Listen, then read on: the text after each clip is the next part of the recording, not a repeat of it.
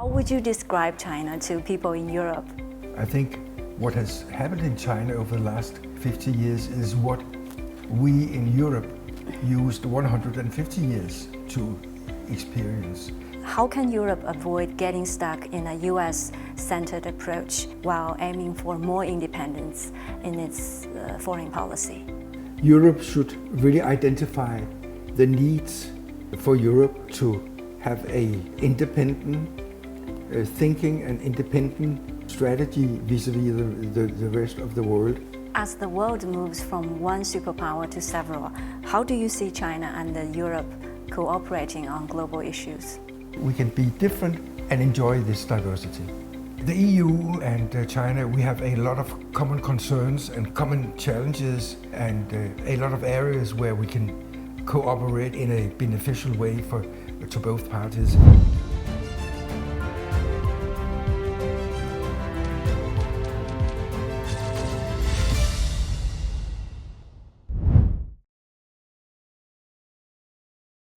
Mr. Thogersen, welcome to Diplomacy Talk.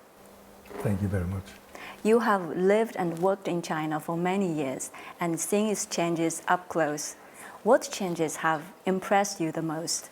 And how would you describe China to people in Europe?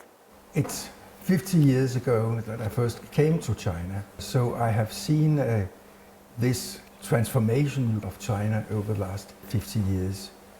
Which aspects did impress me the most? I think it's difficult to say because it's not only one aspect of China. It is a comprehensive change in China, of course in terms of wealth and economy, but also in social welfare, in healthcare, in education, technology, innovation, number of cultural performances. So it is the whole life and society of China which has changed. And also, I think what has happened in China over the last 50 years is what we in Europe used 150 years to experience. So China it's a very speedy and fast development over the last 50 years. I would say that in many places in China, in the first tier and second tier cities, the way of living and services and so on is just like you see in large European cities. You have represented Denmark and the EU for over 45 years, including as consul-general in Shanghai and Guangzhou. How have you seen the relationship between China and the EU, particularly Denmark, change over time? What key moments stand out? Today, almost in all aspects of society, we have a cooperation between China and the EU. In 1975, the annual trade between China and EU was 2 billion a year. Today, our trade between EU and China is also 2 billion, but each day shows that we have really expanded our cooperation. But I think maybe one key moment was in 2001 when China entered the World Trade Organization, WTO. That was really a decision which changed and expanded the cooperation between China and EU, and by the way also China and the rest of the world. You have said the EU needs to build stronger partnerships beyond just focusing on China-US rivalry. How can Europe avoid getting stuck in a US-centered approach while aiming for more independence in its foreign policy? That's a tough question because of a new American president who has changed or seems to change some of the fundamental policies between Europe and the United States since the Second World War. We are really thinking very deep in Europe. One thing is that the US has been our security guarantee for 75 years, and most of the Western European countries are members of the NATO, and maybe this will change. We have not really built up our own military forces in Europe over many years now. We should change this. Europe should really identify the needs for Europe to have a independent thinking and independent strategy vis-a-vis the rest of the world. And we need a lot of talk and discussion in our own family in Europe and find out how we can keep Europe as an integrated and safe place. I could add another aspect, that is our future relation to Africa. We're not talking much about Africa in Europe, but more than 100 years ago, the population of Europe was 25% of the total population of the world. The population of Africa at that time was 8%. Today, the population in Europe is only around 8% of the total world population, Africa more than 1/3. So we have a huge continent south of Europe, which will become larger and larger in population. Our population in Europe will be smaller and smaller. We have to consider how can we cooperate with African countries, which are very diverse also. We have not even started to talk about this, although it's an obvious challenge we have. So all in all, in Europe, we need internal cooperation. We need good, wise leaders to suggest good solutions.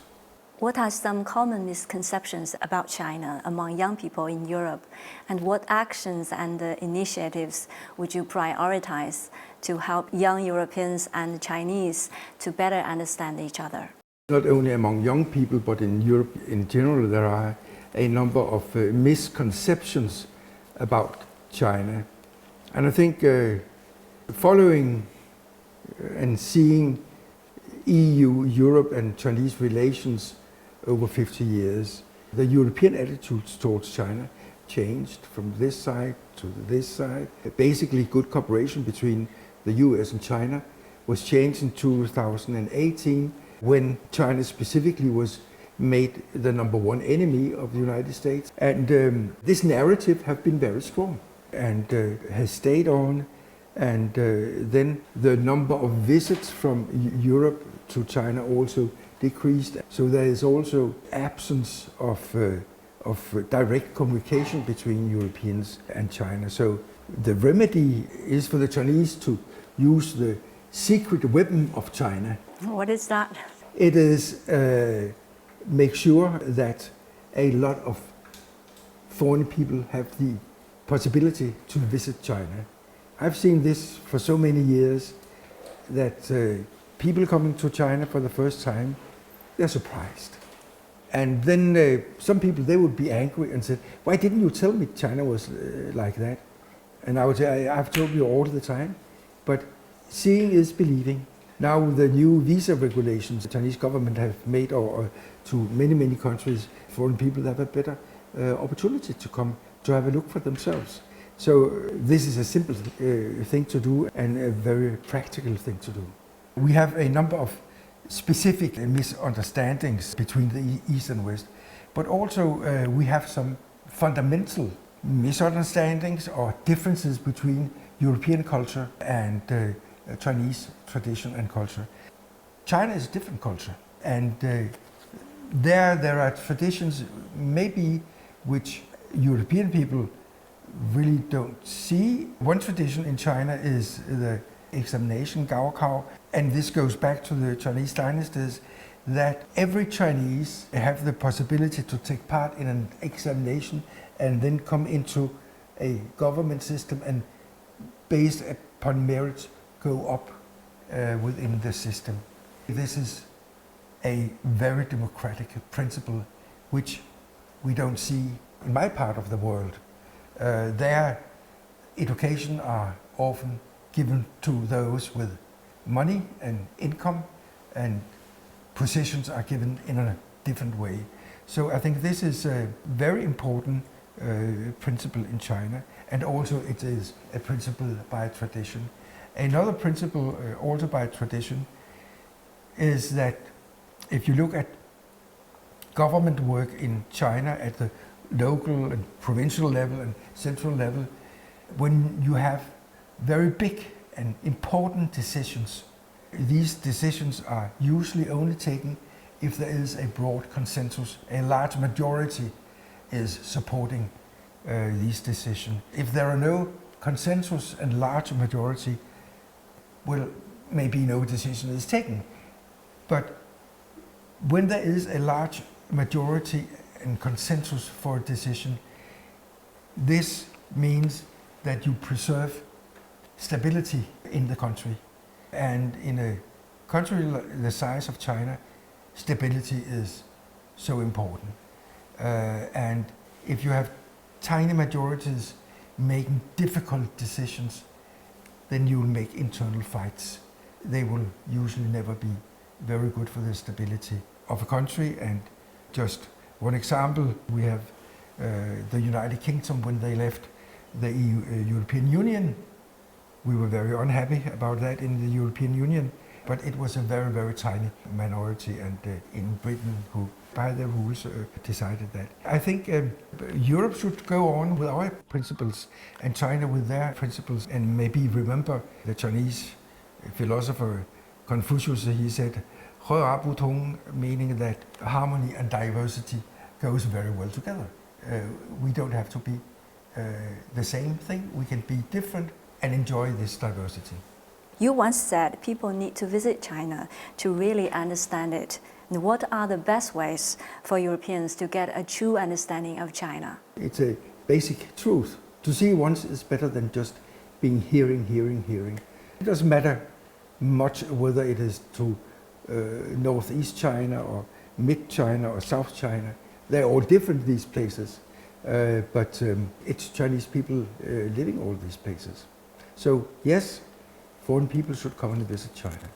You've said Western media's confrontational reporting on China could mislead foreign policy and hurt the EU and the US in the long run. What are the biggest misunderstandings or sources of tension between the EU and China right now? And how can European policymakers better understand China?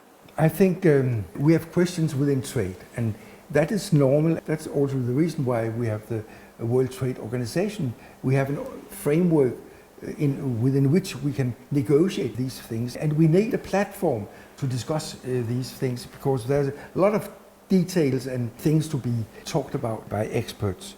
But I would also say that now we have this confrontational atmosphere in the world.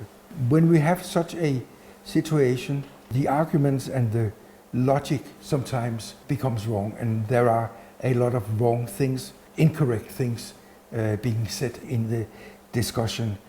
And this is not a fruitful atmosphere, and I think many people regret this confrontational atmosphere.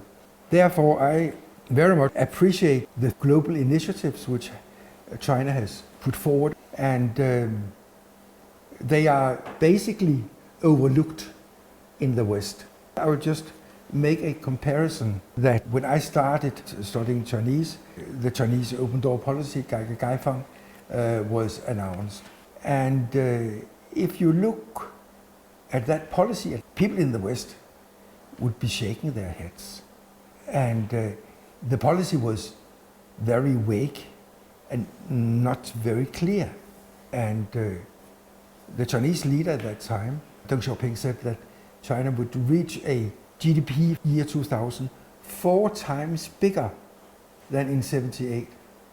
People, they were laughing. But the point is here that there was a determination, there was a long-term goal and a flexible road to that goal. And see what this goal has created for China over 40 years. And you can also take the example of Belt and Road Initiative. When it was launched in 2013, it was a vision, it was an idea. And many people will also say, oh yes, but so what? But actually, over the last 12 years, a large number of projects with partners in different parts of the world has been made. So yes, the global initiatives, they are a vision, an idea, but their basic idea is peaceful international cooperation. And this is very helpful, and this is what we need in the world today. And that's why that also from the Western side we should pay attention to these global initiatives. As the world moves from one superpower to several, how do you see China and Europe cooperating on global issues? The EU and China, we have a lot of common concerns and common challenges and a lot of areas where we can cooperate in a beneficial way to both parties. We have the issue of climate change, and we have the development of green technology, and maybe these days a common concern to preserve the existing international institutions and international structure which was developed after the Second World War. We have mentioned the WTO, which is a very important platform with its rules to discuss common issues and on trade. But because of the lack of judges being sent from one particular big country, the WTO is not functioning well for the time being. And there are similar issues in other international organizations. And this is a common concern that we have in Europe and China. And there are many areas where we can cooperate, and we should do that. Then there are areas where we have different views, and maybe we should put them aside and leave them for another time to try to solve them. Thank you, Mr. Thogersen, for sharing your insights. Thank you very much for your invitation.